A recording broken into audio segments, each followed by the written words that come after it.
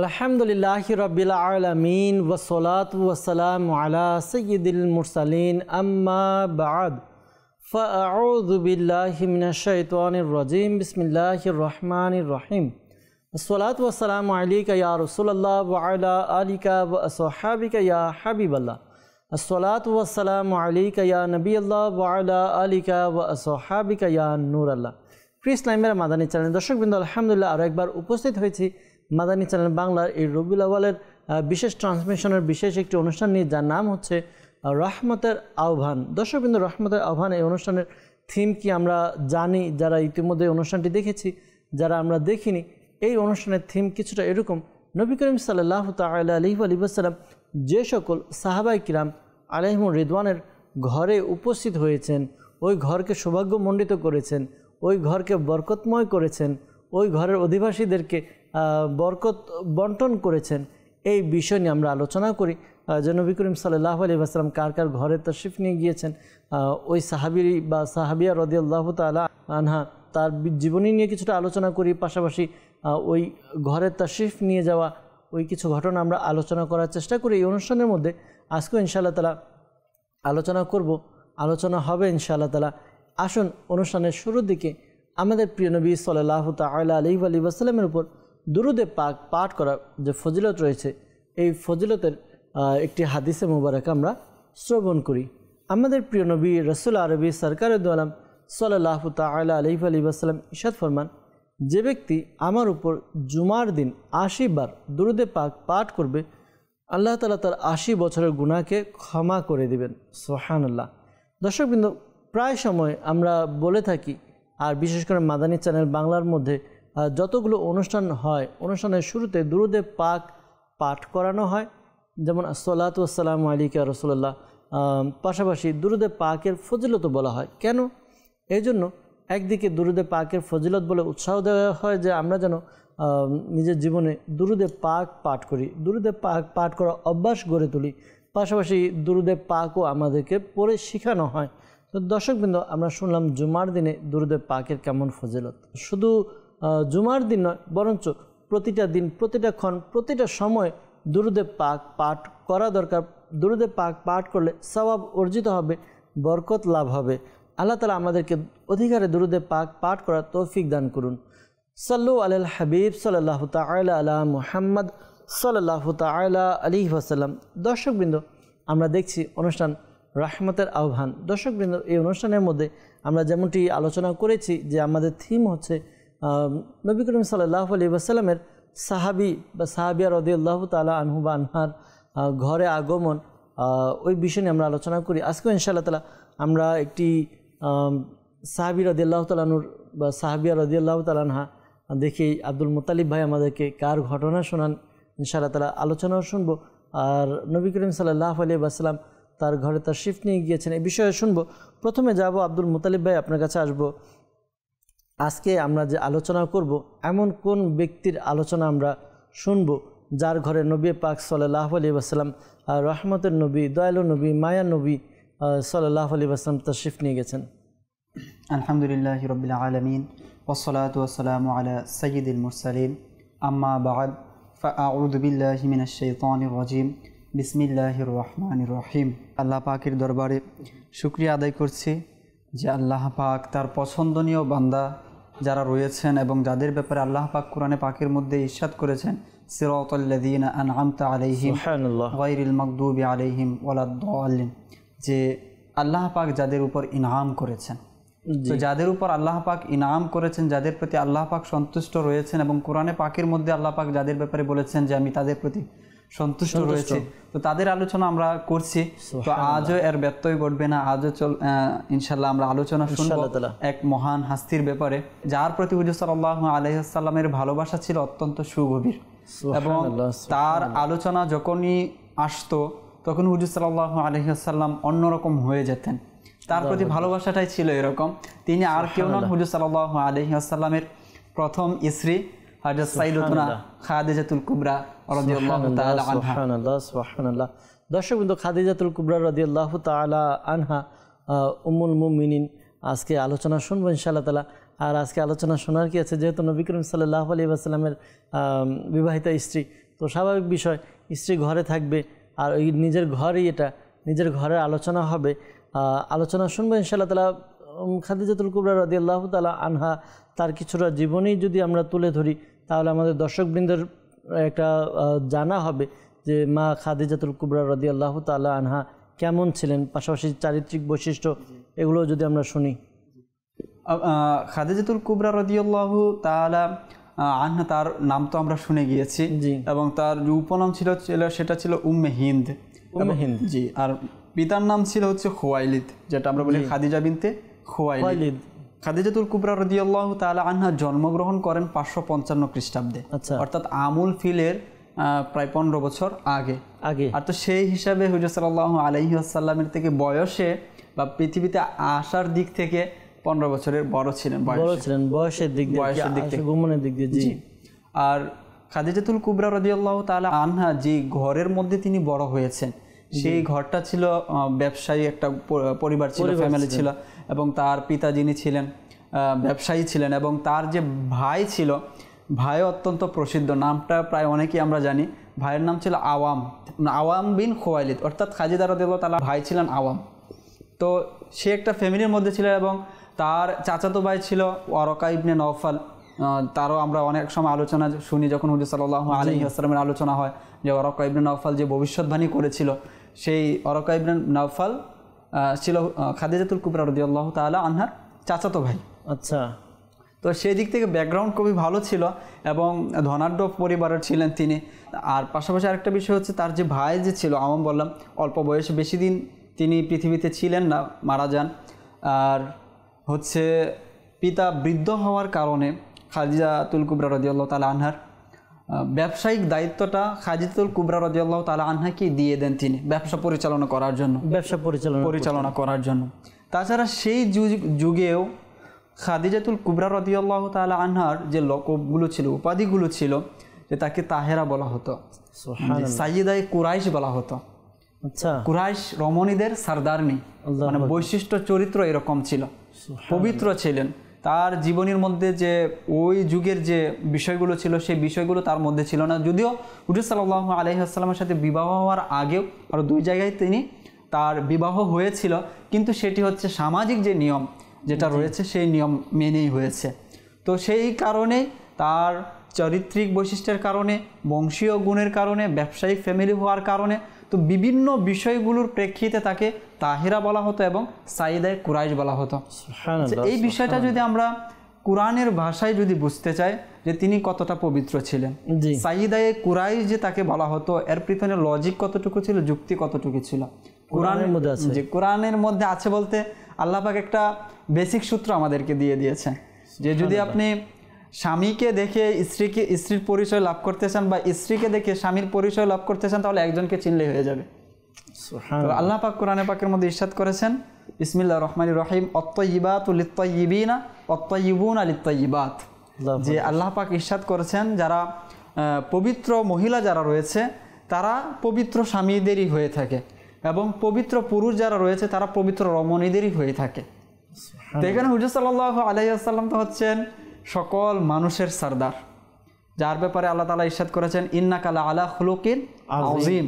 আপনি চরিত্রে বৈশিষ্ট্য যেটা আছে, সেটা সর্বোচ্চ আসনে হুজুর সাল্লাল্লাহু আলাইহি ওয়াসাল্লাম অধিষ্ঠিত। তো তার যিনি সহধর্মিণী হবেন, তার চরিত্র তো এখানে কোরআন থেকে এখানে বোঝা যাচ্ছে যে তিনি কেমন চরিত্রের অধিকারী হবেন। এখানে একটা বিষয় আর কি, এমনি আর কি, এটা অনেকে আমরা বলি যে অমুকের বা আমার বউ ভালো না বা আমার স্বামী ভালো না, তো এটা নিজের উপরে একটা কিয়াস করা যায়, আর কিয়াস করে এটা আমরা আসলে এটা একটা শিক্ষার বিষয়। কোরআনে পাকে এসেছে যে স্বামী বা স্ত্রী যে কোনো যা একজনের গুণ যেমন হবে, তার গুণ এমন হবে। তো আমি ভালো স্ত্রী পাইনি, তো হয়তো স্বামী হিসেবে আমি ওরকম ভালো না। আবার স্ত্রী যদি বলে যে আমি ভালো স্বামী পাই নাই, তাহলে আমি স্ত্রী হয়তো ওরকম ভালো না। আমি যেমন আমার সহধর্মিনী ঠিক তেমন। অনেক সময় একটু দেখা যায় তো যে হওয়া, এটা তো না হওয়ার মতো একটা। এখানে যে বিষয়টা পবিত্রতার যে বিষয়টা রয়েছে, সেটা একটা বিষয়। আরেক সময় দেখা যায় যে মেজাজের দিক থেকে অনেক সময় এদিক সেদিক হয়ে যায়, কিন্তু সচরাচর এটাই হয় যে স্বামীর যে পবিত্রতার যে বিষয়গুলো রয়েছে সেই বিষয়গুলো স্ত্রীর মধ্যে থাকে, বা স্ত্রীর পবিত্রতার যে বিষয়গুলো রয়েছে সেই বিষয়গুলো স্বামীর মধ্যে থাকে। তো এই দিক থেকে আমরা যদি দেখি যে যদিও তার বিবাহ হয়েছিল, কিন্তু সেটা ধর্মীয় বা সামাজিক বিষয়গুলো সামনে রেখে, কিন্তু এর বাইরে গিয়ে কোনো কিছু সে বিষয়গুলো ছিল না। এই জন্যই তাকে সেই যুগীয় তাহেরা বলা হতো এবং সাইয়্যিদায়ে কুরাইশ বলা হতো। এখন আমরা একটু আগে শুনলাম যে তার পিতা বৃদ্ধ হওয়ার কারণে যে খুয়াইলিদ যে ছিল তাকে তার ব্যবসার দায়িত্ব দিয়ে যে তুমি এখন এইগুলো দেখো। এবং তিনি মহিলাও যদি হয়, আমরা অনেক সময় বলি যে মহিলার তো বুদ্ধি এরকম থাকে না, বিষয়টা এরকম না। খাদিজাতুল কুবরা রাদিয়াল্লাহু তাআলা বিচক্ষণ ছিলেন, অত্যন্ত বুদ্ধিমান ছিলেন। আচ্ছা, তাছাড়া হুজুর সাল্লাল্লাহু আলাইহি ওয়াসাল্লামের সাথে আরও একদিক থেকে তার একটা সম্পর্ক ছিল, বৈবাহিক একটা আত্মীয় ছিল। সেই বিষয়টাও একটু শেয়ার করে নেই। আত্মীয় ছিলেন। আল্লাহু আকবার। আমরা হুজুর সাল্লাল্লাহু আলাইহি ওয়াসাল্লামের এক ফুফুর ব্যাপারে জানি, যিনি হুজুর সাল্লাল্লাহু আলাইহি ওয়াসাল্লামের দাওয়াতে ইসলাম ধর্ম গ্রহণ করেছিলেন, সুফিয়া রাদিয়াল্লাহু তাআলা আনহা। এবং তার যে সন্তান ছিলেন জুবায়ের রাদিয়াল্লাহু তাআলা আনহু, যিনি আশারে মুবাশশারের একজন, জুবায়ের ইবনে আওয়াম রাদিয়াল্লাহু তাআলা আনহু। তো সেই দিক থেকে আত্মীয়তা হচ্ছে এরকম যে সুফিয়া রাদিয়াল্লাহু তাআলা আনহার বিবাহ হয়েছিল খাদিজাতুল কুবরা রাদিয়াল্লাহু তাআলা আনহার যে ভাই আওয়াম, যে আওয়াম বিন খুয়াইলিদ তার সাথে। আচ্ছা আচ্ছা। তো এই দিক দিয়ে হচ্ছে জুবায়ের রাদিয়াল্লাহু তাআলা আনহু হচ্ছে হযরত খাদিজাতুল কুবরা রাদিয়াল্লাহু তাআলা আনহার ভাতিজা। আর ওই দিক থেকে এইভাবে একটা সম্পর্ক ছিল তাদের মধ্যে। যে ব্যবসায়ের যে বিষয়টা আছে, তো ব্যবসার পরিধি অনেক বড় ছিল এবং তার পিতা অনেক বিশাল ছিল। তাদের ব্যবসার পরিধি এরকম ছিল যে মক্কা থেকে ইয়ামান, তারপরে হচ্ছে আপনার সিরিয়া, শাম, এই দিকগুলো পর্যন্ত ছড়িয়ে ছিটিয়ে ছিল। এবং তিনি তার ব্যবসাটা পরিচালনা করতেন মানুষের মাধ্যমে, যেহেতু তিনি মহিলা ছিলেন এবং তার গোলাম ছিল, আমরা জানি যে মাইসারা। তিনি বিভিন্ন সময় কি করতেন, সাহায্য করতেন। তো যখন লোক পাঠাতেন তখন কি করতেন, এই মাইসারাকে সাথে পাঠিয়ে দিতেন যে ব্যবসা আসলে কিভাবে হচ্ছে, কিভাবে পরিচালনা হচ্ছে, সার্বিক দিক খোঁজ খবর রাখার জন্য। তবে তিনি মনে মনে আরও এমন একজন ব্যক্তি খুঁজছিলেন যে প্রকৃতপক্ষে সত্যবাদী, প্রকৃতপক্ষে বিশ্বস্ত। তো এই বিষয়টা তিনি মনে মনে খুঁজছিলেন, এত বড় এক ব্যবসা, এটা পরিচালনা করার জন্য একজন পুরুষ ব্যক্তি দরকার এবং সেটা বিশ্বস্ত হতে হবে, সত্যবাদী হতে হবে। আর এরই মধ্যে জানারও বাকি ছিল না হুজুর সাল্লাল্লাহু আলাইহি ওয়াসাল্লামের বিশ্বস্ততা, আল আমিন আর সাদিক হওয়ার বিষয়টা চারদিকে ছড়িয়ে পড়েছে। প্রিয় নবী সাল্লাল্লাহু আলাইহি ওয়াসাল্লাম ও ছোটবেলা থেকে, মানে অল্প বয়স তখন থেকেই তার চাচা আবু তালিব তার সাথে ওই ব্যবসায়িক সূত্রে এক এক জায়গায় যেতেন। আর ওই যাওয়ার ক্ষেত্রে নবী করিম সাল্লাল্লাহু আলাইহি ওয়াসাল্লাম যেখানেই যেতেন ব্যবসায়ের কাজে, ওই জায়গায় লাভ হতো। খুব অল্প সময়ের মধ্যে সব কিছু বেচাও হয়ে যেত, বিক্রি হয়ে যেত। তো এই কারণে আরবের মধ্যে কিন্তু একটা প্রসিদ্ধি ছিল তখন। আর তখনই ওই খাদিজাতুল কুবরা রাদিয়াল্লাহু তাআলা আনহা, তিনি ওই যেটা আপনি বললেন সন্ধান করছিলেন, তো এই হিসাবে পেয়েও গিয়েছেন। তখন তিনি খোঁজ পাঠান যে অমুককে আমার ব্যবসার যে একটা প্রস্তাব দেন, যে এভাবে যদি ব্যবসা করে তাহলে আমি অন্য ব্যক্তিদেরকে যা দেই আমি তার দ্বিগুণ দিব। তখন আবু তালিব, যে তার চাচা ছিলেন, হুজুর সাল্লাল্লাহু আলাইহি ওয়াসাল্লামের যে চাচা, তার অভিভাবক তখন তিনি বলেন, বুঝাতে থাকেন হুজুর সাল্লাল্লাহু আলাইহি ওয়াসাল্লামকে, তুমি রাজি হয়ে যাও। তখন হুজুর সাল্লাল্লাহু আলাইহি ওয়াসাল্লাম বলেন যে ঠিক আছে, রাজি হয়ে যান। তো হুজুর সাল্লাল্লাহু আলাইহি ওয়াসাল্লাম ব্যবসায়ী পণ্য নিয়ে তখন সিরিয়া, শামের দিকে রওনা হন। আর সাথে মাইসারা তাকে পাঠিয়ে দেন এবং তাকে বলেন যে হুজুর সাল্লাল্লাহু আলাইহি ওয়াসাল্লামের প্রতি তার কথা শুনে আগেই তো ভক্তি চলে এসেছিল। তো তাকে বলেন তার যা খিদমত করার প্রয়োজন খিদমত করবে এবং তিনি যা করে সেটা তুমি মেনে চলবে, পাশাপাশি দেখবে যে এই সফরের মধ্যে কি হয়। তো তিনি যান এবং ব্যবসায় খুবই অল্প সময়ের মধ্যে সব পণ্য বিক্রি হয়ে যায় এবং খুবই ভালো লাভবান হয়। অতঃপর হুজুর সাল্লাল্লাহু আলাইহি ওয়াসাল্লাম যখন ফিরে আসবেন, তো তখন পূর্বেই মাইসারাকে পাঠিয়ে দেন যে আমরা আসছি, এই খবর তুমি পৌঁছিয়ে দাও। তো খাদিজাতুল কুবরা রাদিয়াল্লাহু তাআলা আনহার যে ঘর ছিল, সেই ঘরটা ছিল দোতলা। তো তখন তিনি উপরের তলায় উঠে দেখছেন যে কাফেলা কখন আসে। তো তখন তিনি দূর থেকে লক্ষ্য করতে থাকলেন যে একজন একটু অন্যরকম, তার সাথে যে বিষয়গুলো হচ্ছে, তাকে ছায়া দেওয়ার ব্যাপারে বা পাখি উড়ে তাকে ছায়া দিচ্ছে, এই বিষয়গুলো, এবং তার চেহারা অন্যরকম। তো যখন আস্তে আস্তে একটা সফর করে আসলে, আমি মানে কিতাবে পড়েছিলাম যে বিষয়টা, যে সফর থেকে আসলে একটা ক্লান্তি ভাব থাকে, চেহারার মধ্যে কিন্তু একটা স্পষ্ট একটা ছাপ ফুটে ওঠে। নবী করিম সাল্লাল্লাহু আলাইহি ওয়াসাল্লাম এই যে ব্যবসায়িক কাজ সম্পন্ন করে আসলেন, তো যে বিষয়টি বললেন যে অন্যরকম দেখাচ্ছিল, এই ক্লান্তি ভাবটা নবী করিম সাল্লাল্লাহু আলাইহি ওয়াসাল্লামের চেহারায় ছিল না। তো অন্যান্য সবার তো একটা চেহারায় ক্লান্তি ভাব ছিল, নবী করিম সাল্লাল্লাহু আলাইহি ওয়াসাল্লামের চেহারার মধ্যে এত সফর করার পরও সফরের যে একটা প্রভাব এটা ছিল না। তো হ্যাঁ, এই বিষয়টা তো একটা ছিল, আর হচ্ছে যে বিশেষ কিছু ঘটনাও ঘটছিল। আর হুজুর সাল্লাল্লাহু আলাইহি ওয়াসাল্লামের সৌন্দর্য তো এটা তো সুবহানাল্লাহ। তো তিনি তার যে প্রতিবেশী যারা ছিল বা তার বান্ধবী বলি, তাদেরকেও বলছিলেন যে এটা হচ্ছে এরকম এরকম এরকম, উনি তার পরিচয় করে দিচ্ছিলেন। অতঃপর হুজুর সাল্লাল্লাহু আলাইহি ওয়াসাল্লামের ব্যাপারে যখন মাইসার আরো খুলে বললেন যে এরকম এরকম সফরের মধ্যে অলৌকিক ঘটনা ঘটেছে, তখন তো তিনি একদম পাক্কা ইরাদা করে নেন যে বিবাহের প্রস্তাব দিবেন। আর এর পূর্বেও খাদিজাতুল কুবরা রাদিয়াল্লাহু তাআলা আনহার যে প্রসিদ্ধি, এক তো হচ্ছে ব্যবসায়ী তিনি, আরেক হচ্ছে তিনি তাহেরা, সাইদায়ে কুরাইশ, এই বিষয়গুলো তো তখন ছড়িয়ে পড়েছিল এবং বিভিন্ন ব্যক্তি বিবাহের প্রস্তাবও দিয়েছেন, কিন্তু তিনি সবগুলো ফিরিয়ে দিয়েছেন এবং এটাই নিয়েছিল যে হয়তো আর বিবাহ তিনি করবেন না। কিন্তু যখন থেকে হুজুর সাল্লাল্লাহু আলাইহি ওয়াসাল্লামের ব্যাপারে শুনলেন এবং তার আচরণ, বৈশিষ্ট্য, চেহারার সৌন্দর্য, সব বিষয়গুলো নিয়ে তার মধ্যে এক ধরনের যেন মনের মধ্যে এক উৎসাহ তৈরি হলো এবং তিনি চাচ্ছিলেন দ্রুত যেন এই বিষয়টা হয়ে যায়। তখন তার যে অভিভাবক ছিল সম্ভবত আসাদ, তো তার যে চাচা, তিনি তার মাধ্যমে প্রস্তাব পাঠান হুজুর সাল্লাল্লাহু আলাইহি ওয়াসাল্লামের চাচা আবু তালিবের কাছে। তখন তাদেরও পরিবার, উভয় পরিবার মিলে একটা দিন তারিখ নির্ধারণ করা হয় যে অমুক তারিখে গিয়ে বিবাহ হবে। আল্লাহু আকবার। তো এই বিবাহকে কেন্দ্র করেই হুজুর সাল্লাল্লাহু আলাইহি ওয়াসাল্লাম প্রথম যান খাদিজাতুল কুবরা রাদিয়াল্লাহু আনহার ঘরে। আচ্ছা, জি, মাশাআল্লাহ। আর এই বিবাহের বিষয়টা যদি বলি, যে একটা তো তারিখ নির্ধারণ করা হয়, তো এইদিকে কুরাইশ বংশের যে সম্মানিত ব্যক্তি যারা ছিল, বিশেষত আবু তালিব সে আসে, তারপরে হচ্ছে হামজা রাদিয়াল্লাহু তাআলা আনহু তিনি আসেন, আরও একটি গোত্রের কথা বলা হয়েছে কবিলায়ে মুদির, সেই গোত্রের লোকেরা আসেন।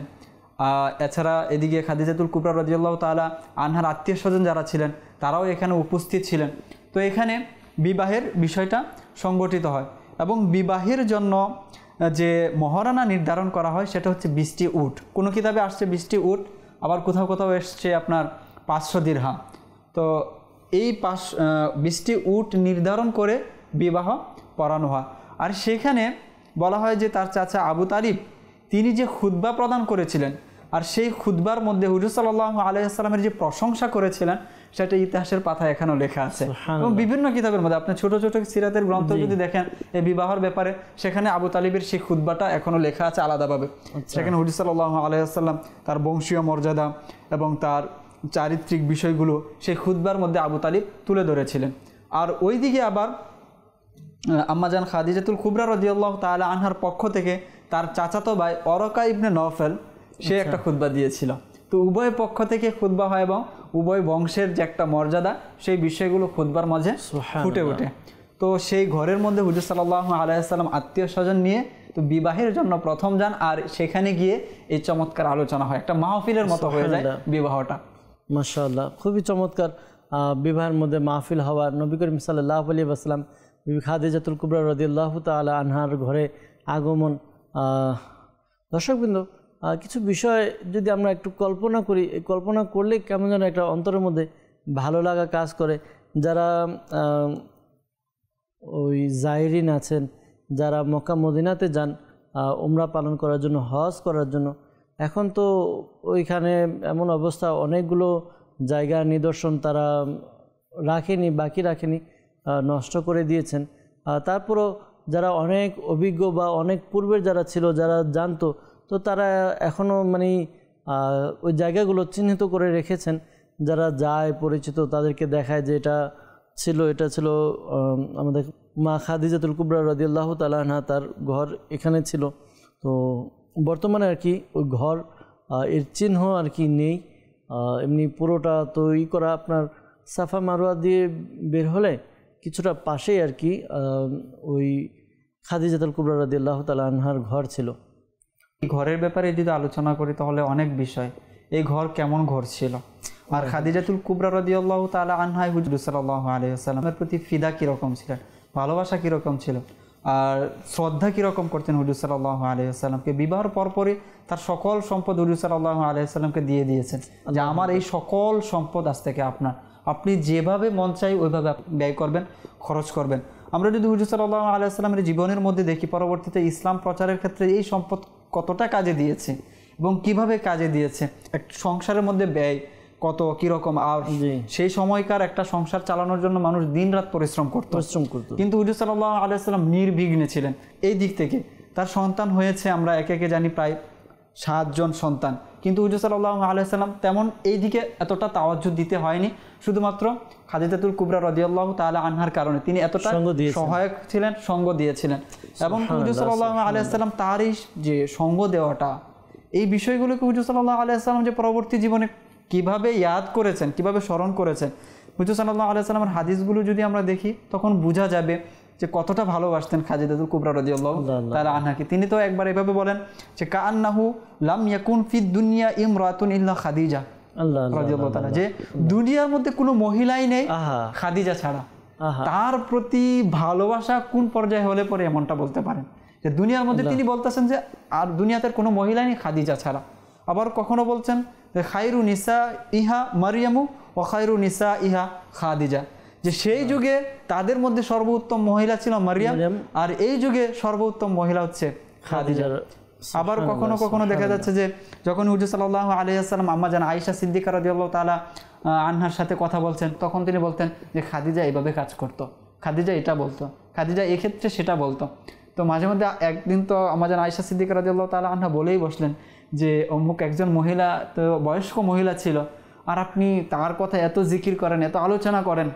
তো হুজুর সাল্লাল্লাহু আলাইহি ওয়াসাল্লামের চেহারা লাল হয়ে যায়। আর আম্মা জান আয়েশা সিদ্দিকা রাদিয়াল্লাহু তাআলা আনহা, তিনি তো বয়স্ক ছিলেন, তো আপনাকে এর চেয়ে ভালো স্ত্রী আল্লাহ পাক আপনাকে দান করেছে, তারা বয়সেও কম, আর আপনি তার জন্য এত ইয়াদ করেন তাকে, আর কথায় কথা তার কথা বলেন। তখন হুজুর সাল্লাল্লাহু আলাইহি ওয়াসাল্লাম বলেন, না, আল্লাহ পাক তার চেয়ে উত্তম স্ত্রী আমাকে প্রদান করেননি। অথচ আম্মা জান আয়েশা সিদ্দিকা রাদিয়াল্লাহু তাআলা আনহাকে হুজুর সাল্লাল্লাহু আলাইহি ওয়াসাল্লাম ভালোবেসে নাম দিয়েছিলেন হুমায়রা। হুমায়রা নাম দিয়েছিলেন, এতটাই ভালোবাসতেন আম্মা জান আয়েশা সিদ্দিকা রাদিয়াল্লাহু তাআলা আনহাকে। আবার যদি আম্মা জান আয়েশা সিদ্দিকা রাদিয়াল্লাহু তাআলা আনহার সৌন্দর্যের ব্যাপারে যদি দেখি, তো কোনো একটি প্রেক্ষাপটে হযরত সাইয়েদুনা উমর ফারুক রাদিয়াল্লাহু তাআলা আনহু তার মেয়েকে হাফসা রাদিয়াল্লাহু তাআলা আনহাকে বলছেন যে ওই মহিলার সাথে নিজেকে কখনো তুলনা করিও না, তার সৌন্দর্য এতটাই বেশি ছিল এবং বংশীয় মর্যাদা সব দিক থেকে। তো তার মেয়েকে তিনি বুঝাচ্ছেন যে কখনো নিজেকে আয়েশা রাদিয়াল্লাহু তাআলা আনহার সাথে তুলনা করিও না। তো তাকে তিনি বলছেন যে আল্লাহ পাক খাদিজার চেয়ে উত্তম স্ত্রী আমাকে প্রদান করেন। সুবহানাল্লাহ। আসলে আমরা যদি দেখি, আমরা এত জানি, কিন্তু বিষয়টা উপলব্ধির বিষয়। নবী করিম সাল্লাল্লাহু আলাইহি ওয়াসাল্লাম যখন নবুয়তের প্রকাশ করবেন, তখন হেরা গুহাতে গিয়ে ইবাদত করতেন। আর হচ্ছে হলো খাদিজাতুল কুবরা রাদিয়াল্লাহু তাআলা আনহা আম্মা জান, তিনি খাবার নিয়ে যেতেন, প্রতিদিন 2 বার যেতেন। আর যারা গিয়েছেন মক্কা মদিনাতে গিয়েছেন, বিশেষ করে মক্কাতে হেরা গুহায়, আমরা এখন যারা করে জিয়ারত করে, তারা ওই পাহাড়ের নিচে থেকে জিয়ারত করে যে ওইটা হেরা গুহা, আর ওই উপরে নবী করিম সাল্লাল্লাহু আলাইহি ওয়াসাল্লাম ইবাদতে মগ্ন ছিল। ওঠার সাহস খুব কম ব্যক্তি ওঠার সাহস করে। আর আমি শুনেছি প্রায় 4 ঘন্টার মতো সময় লাগে যদি ওইখানে যাওয়া আসা করতে চায়। এখন চিন্তা করা উচিত, এই 4 ঘন্টার পাহাড়ি রাস্তা, এই পাহাড়ের মধ্যে মা খাদিজাতুল কুবরা রাদিয়াল্লাহু তাআলা আনহা খাবার নিয়ে প্রতিদিন 2 বার সেখানে যেতেন, আবার আসতেন, যেতেন আসতেন। কেমন একটা ভালোবাসা, কেমন ব্যাকুল হয়ে যেত। সাল্লাল্লাহু আলাইহি ওয়াসাল্লাম যদি শুনতেন যে ধ্যানে মগ্ন থাকতেন, কখনো সন্ধান হচ্ছে না, পাওয়া যাচ্ছে না, তখন তিনি অস্থির হয়ে যেতেন যে কোথায় না জানি আছে। তো এই ঘর তো সেই ঘর যেটা ইসলামের মার্কাজ। একজন আলিম সাহেব বলছিলেন, আমি কোথাও শুনেছিলাম, বর্তমান যুগে আমাদের স্ত্রীদেরকে একবার যারা যান, আপনারা স্ত্রীকে একবার ধরে পায়ে হেঁটে উপরে উঠাবেন, হেরা গুহাতে পায়ে হেঁটে নিয়ে যাবেন। তখন এরপর গিয়ে তাদেরকে ওই জায়গায় গিয়ে এরপর এই বিষয়টা বলবেন যে কেমন লাগলো উঠতে। নবী করিম সাল্লাল্লাহু আলাইহি ওয়াসাল্লামের খিদমতের জন্য খাদিজাতুল কুবরা রাদিয়াল্লাহু তাআলা আনহা প্রতিদিন 2 বার এরকম উঠতেন নামতেন। এখন বুঝো যে স্বামীর প্রতি ভালোবাসা কেমন থাকা উচিত। তো বর্তমানে আমাদের এই বিষয়গুলোর শিক্ষা যদি আমরা উপলব্ধি করি, আসলে অনেক ঘটনা আমরা শুনি আব্দুল মুতালিব ভাই, বিভিন্ন বিষয় আমরা ঘটনা শ্রবণ করি, ইতিহাস শুনি যে এমন ছিলেন, এমন হয়েছিল, এমন করেছিলেন, কিন্তু এই বিষয়গুলো নিজের সাথে মিলাই না আমরা, যে ওই জায়গায় যদি আমি এরকম করতাম তাহলে কষ্টটা আমরা উপলব্ধি করতে পারবো যে আমাদের কি করা উচিত। আল্লাহ তাআলা আমাদেরকে বোঝার তৌফিক দান করুক। আল্লাহ তাআলা আমাদেরকেও ভালোভাবে নিজের স্বামী, স্ত্রী হলে স্বামীর প্রতি, স্বামী হলে স্ত্রীর প্রতি আল্লাহ তাআলা একে অপরের প্রতি ভালোবাসা, বুঝ আল্লাহ তাআলা দান করুক। আল্লাহ তাআলা তৌফিক দান করুক যেন আমরাও যেন মিলেমিশে থাকতে পারি। জি বলছিলেন। জি, আমি বলছিলাম যে ঘর তো হচ্ছে সেই ঘর, খাদিজাতুল কুবরা রাদিয়াল্লাহু তাআলা আনহার ঘর হচ্ছে সেটা, যেটা হচ্ছে ইসলামের মার্কাজ, যেই ঘর থেকে ইসলামের প্রচারণা শুরু হয়েছে। আজ আস্তে আস্তে এই বাংলাদেশেও ইসলামটা চলে এসেছে, কিন্তু প্রচারটা শুরু হয়ে গেছিল সেই ঘর থেকে। আর যখন হুজুর সাল্লাল্লাহু আলাইহি ওয়াসাল্লামের নিকট ওহী অবতরণ হওয়া শুরু হলো, ওহী নাজিল হওয়া শুরু হলো, তখন তো একটা কাইফিয়াত অন্যরকম ছিল ওই সময়টা। আর কাইফিয়াতটা হবে না কেন, কোরআনের ব্যাপার আল্লাহ তাআলাই বলেছেন যে আল্লাহ পাকের এই কোরআন যদি পাহাড়ের উপর নাজিল করা হতো তাহলে আপনি দেখতেন এটা কি হয়ে গেছে, চূর্ণ বিচূর্ণ হয়ে গেছে। তো হুজুর সাল্লাল্লাহু আলাইহি ওয়াসাল্লামের উপর যখন নাজিল হতে আরম্ভ হলো, তখন একটা বিশেষ কাইফিয়াত হুজুর সাল্লাল্লাহু আলাইহি ওয়াসাল্লামের মধ্যে তৈরি হয়েছিল। যখন তিনি গেলেন ঘরের মধ্যে, তখন খাদিজাতুল কুবরা রাদিয়াল্লাহু তাআলা আনহাকে বললেন, জাম্মিলুনি জাম্মিলুনি, যে আমাকে চাদর পরিয়ে দাও, আমাকে চাদর পরিয়ে দাও। তখন যে খাদিজাতুল কুবরা রাদিয়াল্লাহু তাআলা আনহার সান্ত্বনা দেওয়ার যে কথাগুলো ছিল না, একটা ভয়, একটা অপরিস্থিতি তৈরি হয়েছিল। তিনি দেখতে পেলেন যে হুজুর সাল্লাল্লাহু আলাইহি ওয়াসাল্লামের মধ্যে হয়তো ভয় একটা কাজ করছে।